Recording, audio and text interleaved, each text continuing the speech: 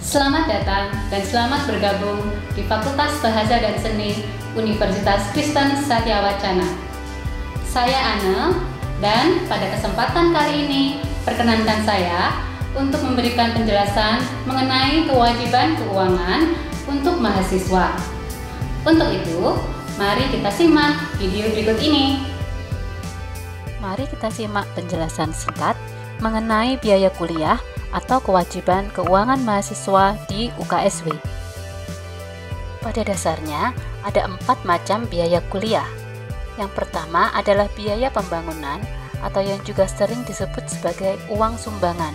Biaya ini digunakan untuk pengembangan sarana dan prasarana pendidikan. Besar biaya pembangunan dapat dilihat di SKR atau surat keputusan rektor yang diterima oleh semua mahasiswa baru. Yang kedua adalah biaya pembinaan pendidikan. Biaya ini juga sering disingkat sebagai BPP atau sering dikenal sebagai SPP. Biaya ini digunakan untuk meningkatkan mutu proses belajar mengajar, dan biaya ini dibayarkan di setiap awal semester. Yang ketiga adalah biaya SKS atau satuan kredit semester. Biaya ini digunakan untuk mendukung penyelenggaraan proses belajar mengajar. Biaya ini juga dibayarkan setiap semester. Yang keempat ialah biaya layanan kemahasiswaan. Biaya ini meliputi ikama, uang layanan internet, juga uang layanan kesehatan atau fasilitas kesehatan di klinik UKSW. Biaya ini juga dibayarkan setiap semester. Berikut ini adalah alur kewajiban keuangan tiap semester. Sebelum semester dimulai, mahasiswa perlu mengecek tagihan yang dapat diperoleh dari portal siasat.uksw.edu. Di sini, mahasiswa dapat mengetahui jumlah tagihan yang harus dibayarkan sebelum semester baru dimulai. Setelah itu, mahasiswa dapat melakukan registrasi ulang dengan cara membayar BPP, biaya kuliah sebesar 6 SKS, serta biaya layanan kemahasiswaan.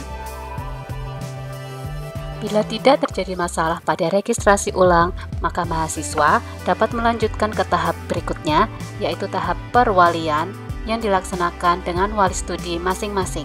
Pada waktu yang sudah ditentukan, mahasiswa dapat melakukan registrasi mata kuliah yang dilakukan melalui portal siasat.uksw.edu. Selanjutnya, mahasiswa dapat mengikuti perkuliahan. Mahasiswa perlu melakukan pelunasan, yaitu membayar sisa SKS yang belum dibayar. Satu catatan penting yang perlu diingat adalah bahwa SKS akademik kadang-kadang berbeda dengan SKS bayar. Mari kita lihat contoh berikut ini. Misalnya, harga satu SKS adalah Rp200.000 dan dalam satu semester, mahasiswa mengambil 5 mata kuliah dengan SKS akademik seperti tercantum di slide. Namun mari kita perhatikan SKS bayarnya. Apakah semuanya sama dengan SKS akademiknya? Lalu, berapa jumlah dana yang perlu dibayarkan saat pelunasan? Jawabannya adalah Rp3 juta. Total SKS akademik yang diambil adalah 9 SKS, namun total SKS bayar adalah 21 SKS.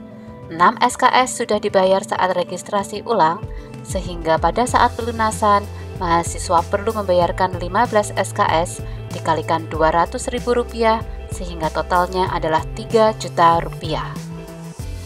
Pelunasan tersebut dibayarkan pada tengah semester. Setelah melunasi, maka mahasiswa dapat melanjutkan kuliah, mengikuti kuliah sampai akhir semester, dan juga memperoleh nilai akhir dari dosen. Setelah nilai akhir diterima, mahasiswa dapat mempersiapkan diri untuk semester berikutnya, di mana di semester berikutnya mahasiswa melakukan alur yang sama kembali.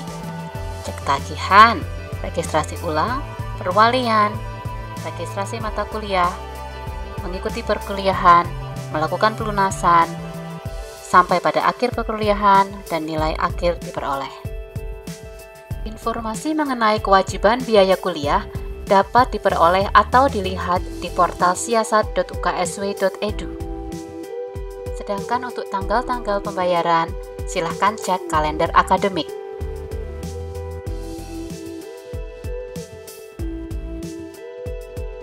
Apa yang terjadi bila ketika sudah harus membayar, belum ada dana? Mahasiswa dapat menghubungi wali studi untuk mengajukan permohonan dispensasi. Nanti wali studi akan mengarahkan mahasiswa untuk membuka portal stars.uksw.edu. Selain itu, ingat, juga ada berbagai macam beasiswa yang ditawarkan di UKSW.